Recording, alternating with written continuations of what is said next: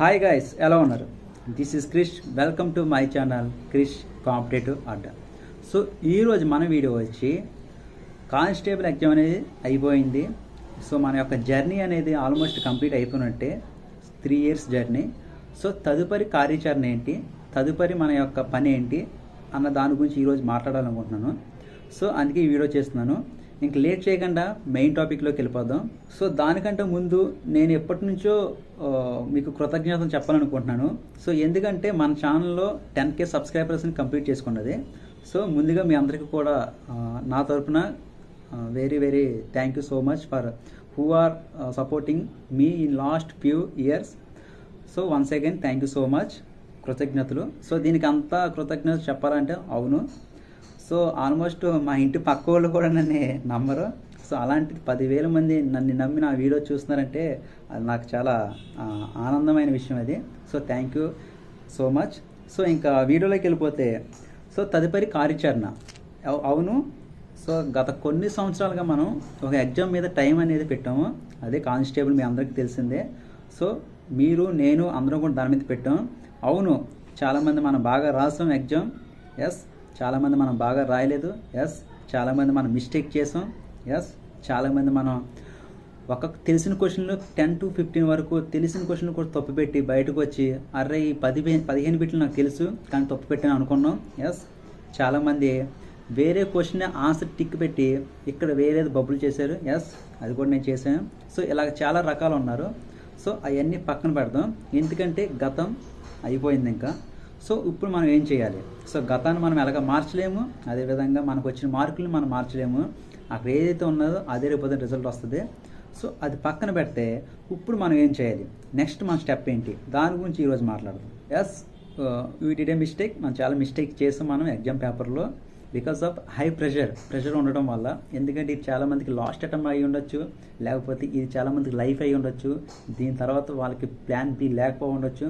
High pressure అనేది ఎగ్జామ్లో ఉండటం వల్ల చాలా మిస్టేక్లు జరిగినాయి. సో మనం మిస్టేక్ని ఎక్కువ రీగ్రెట్ అవ్వకూడదు, అలాగని వదిలేయకూడదు. సో మిస్టేక్ నుంచి ఖచ్చితంగా మనం నేర్చుకోవాలి, ఎందుకంటే జర్నీలో ఇంకా ఉన్నాం కాబట్టి. మొన్న శ్రేయస్ అయ్యర్ అన్నట్టు మనం బ్యాటిల్ మాత్రం ఓడిపోయాం, వార్ కాదు. సో మనం ఒక ఎగ్జామ్ మాత్రమే ఫెయిల్ అయ్యాం. మన journey at the same time మన లైఫ్ని మనం ఇంకా ఫెయిల్యూర్ అవ్వలేదు. సో ఇంకా మనకి ఛాన్స్ ఉంది. సో మిస్టేక్స్ జరిగితే దానికి మనం రెస్పాండ్ అవ్వాలి ఖచ్చితంగా. సో ఎప్పుడైతే రెస్పాండ్ అవుతామో సో అప్పుడే మనకి సక్సెస్ అనేది వస్తుంది. ఫర్ సపోజ్ మనం చూసుకుంటే, ఎస్, మనకు ఒక బెస్ట్ ఎగ్జాంపుల్ చెప్పాలంటే మెస్సీ ఉన్నాడు, అర్జెంటీనా టీం ఉన్నది. 2014 ఓకేనా, సౌత్ ఆఫ్రికాలో వరల్డ్ కప్ అనేది ఫెయిల్ అయ్యింది. తర్వాత మెస్సీ అనే అతను మీకు అందరికీ తెలిసిందే, one of the greatest football GOAT అంటారు. సో అతను రిటైర్మెంట్ ఇచ్చేసాడు. తర్వాత మళ్ళీ కంబ్యాక్ ఇచ్చి ఖత్తర్ 2022లో వరల్డ్ కప్ అనేది సంపాదించాడు. సో అక్కడ అతనికి 8 సంవత్సరాలు పట్టింది అతని నుంచి బయటికి రావడానికి, మళ్ళీ గివప్, మళ్ళీ కంబ్యాక్ అవ్వడానికి.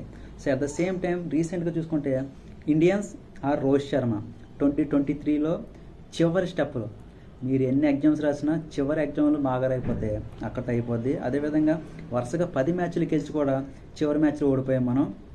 అక్కడతో అయిపోలేదు, అక్కడతో ఆగలేదు కూడా మన టీమిండియా. సో నెక్స్ట్ వెంటనే 2020 వరల్డ్ కప్ అనేది కొట్టింది. సో ఎవరికి తెలుసు, ఇక్కడ మనకి 1 year మాత్రమే తీసుకున్నారు మన టీము. సో అంటే నేను ఇక్కడ ఏం చెప్తున్నానంటే, అక్కడ మెస్సీ లాగా మనకి 8 years అన్న పట్టచ్చు, రోహిత్ శర్మ లాగా కంబ్యాక్ అవ్వడానికి Rohit Sharma or Indian team 1 year అన్న పట్టచ్చు. సో తర్వాత ఏం జరుగుతుందో మనకు తెలియదు. సో తర్వాత అసలు మనకి జాబ్ పడుతుందా లేకపోతే ఇంకా పడుతుందని మనకు తెలియదు. సో మనం చేయాల్సింది ఏంటంటే we have to fight back. So back మనం ఫైట్ చేయాలి. సో ఈ 2 ఎగ్జామ్స్ నుంచి మనం ఏం చేసుకోవాలంటే ఖచ్చితంగా మనం అనేది ప్రిపరేషన్ కంటిన్యూ చేయాలి. మిస్టేక్స్ అంటారా, సో మిస్టేక్స్ అందరూ జరుగుతారు.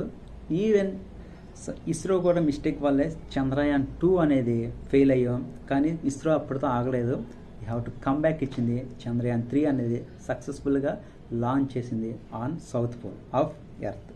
అట్ ద సేమ్ టైం మీరు చూసుకుంటే 12th ఫెయిల్ సినిమాలో కూడా మనోజ్ గారు ఒక చిన్న మిస్టేక్ వల్ల 1 year వెయిట్ చేయాల్సి వచ్చింది. దట్ ఈజ్ ఎస్ఏలో ఆయన టెర్రరిజం గురించి రాయాలి అంటే అతను బై మిస్టేక్ దాన్ని టూరిజం కింద చదువుకుని టూరిజం అడిగారేమో అనుకుని టూరిజం కోసం రాస్తారు. ఆ మూవీలో చాలా క్లియర్గా ఉంటుంది, ఒక్క పదం అనేది 1 సంవత్సరానికి ఈక్వల్ చేసిందని. అక్కడ కూడా ఒక యూపీఎస్సీ యాస్పిరెంట్ కూడా మిస్టేక్ చేసే సమయం ఉంది ఇక్కడ. అదేవిధంగా మనకు చూసుకుంటే ఉస్సేన్ బోల్ట్ కూడా 365 రోజులు పరిగెత్తి ఉస్సేన్ బోల్ట్ కూడా ఒక ఒలింపిక్లో చిన్న మిస్టేక్ వల్ల డిస్క్వాలిఫై అయ్యాడు. సో దీన్ని బట్టి మిస్టేక్స్ అనేది అందరూ చేస్తారు. మీరే చేశారు, నేనే చేశాను, నా పక్కోడు బాగానే రాశాడు అని రీగ్రెట్ అయిపోయి మీకు ప్రెషర్ పెట్టుకుని మీకు సెల్ఫ్గా పనిష్మెంట్ అనేది ఎక్కువ ఇచ్చుకోకండి. You are the hero. ఇక్కడి వరకు వచ్చారంటే 35,000 ఉన్నారంటే you are the hero. So next చిన్న మిస్టేక్ వల్ల పోయింది, ఆ మిస్టేక్ని కంబ్యాక్ ఇవ్వండి, అదే నేను కోరుకునేది. అవును, కంబ్యాక్ ఇవ్వాల్సిన టైం వచ్చింది. సో ఇప్పుడు కంబ్యాక్ అంటే ఏంటి? సో కంబ్యాక్ అంటే ఏమీ లేదు, మీ ముందున్న ఎగ్జామ్స్ ఏంటి? ఎన్టీపీసీ ఉంది, నెక్స్ట్ గ్రూప్ డి ఉంది. సో ఈ రెండింటి మీద ఫోకస్ చేయండి. సో ఈ రెండింటిలో బాగా చదవండి, ఖచ్చితంగా ఏదో జాబ్ వస్తుంది. లేదు అనుకుంటే 2026లో, నేను మళ్ళీ చెప్తున్నాను, 2026 ఎండింగ్లో, దట్ మీన్స్ మీ అందరికీ తెలిసిందే October 21, మన అందరికీ తెలిసిందే పోలీస్ అమరవీరుల దినోత్సవం రోజు ఖచ్చితంగా నోటిఫికేషన్ గురించి ఖచ్చితంగా వస్తుంది. మిస్ అయ్యిందా 2027లో ఖచ్చితంగా నోటిఫికేషన్ ఉంటుంది. అంటే ఆల్మోస్ట్ ఇక్కడ నుంచి 1 year ఉంది. సో మీ అందరికీ తెలుసు మీ జాబ్ అనేది ఎంత ఈ 6 months చదివింది ఎలా చదివారో, అలాగే 1 year చదివితే ఖచ్చితంగా మీరు కానిస్టేబుల్ కాదు ఎస్ఐ కొట్టొచ్చేమో. భారీ నోటిఫికేషన్ ఉందని చెప్తున్నారు. Already 10,000 jobs ఉన్నాయంటున్నారు. 500 నుంచి 700 వరకు ఎస్ఐలు ఉన్నాయంటున్నారు. ఒకవేళ మీకు ఇక్కడ నుంచి ఎస్ఐ కొట్టే ఛాన్స్ ఉండొచ్చేమో. ప్రిపేర్ అవ్వండి సీరియస్గా. 2026 ఎండింగ్ లేదా 2027 స్టార్టింగ్లో ఖచ్చితంగా నోటిఫికేషన్ ఉంటుంది. దానికోసం ప్రిపేర్ అవ్వండి. అది కూడా ఇప్పటి నుండే కనీసం అట్లీస్ట్ 4 hours 5 hours పెట్టుకుని ప్రిపేర్ అవుదాం. మీరు నేను ఇద్దరం ప్రిపేర్ అవుదాం.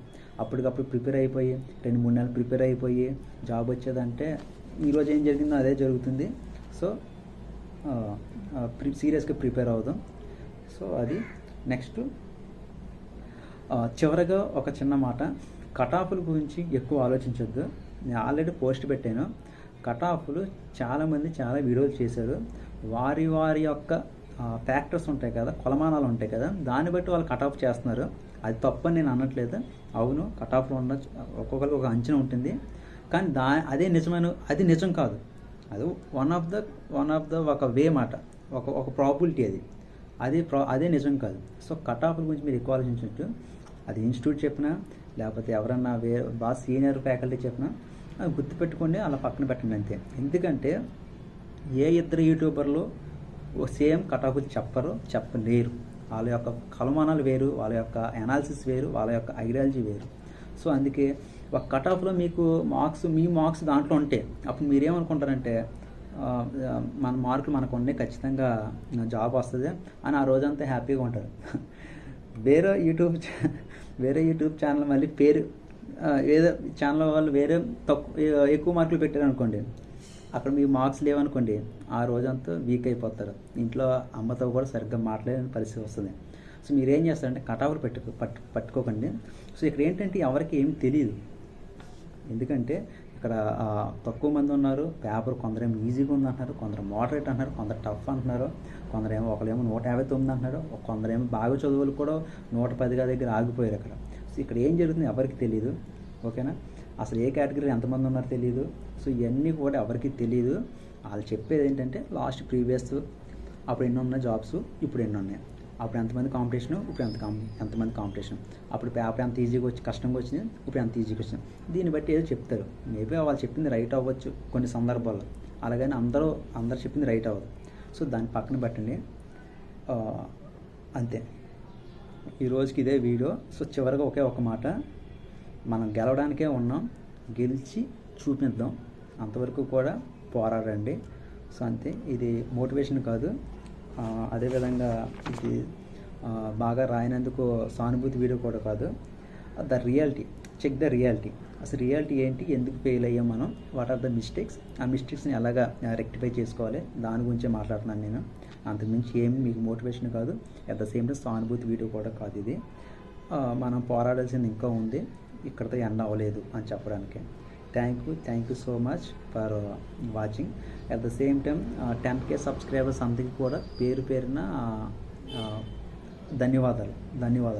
Thank you.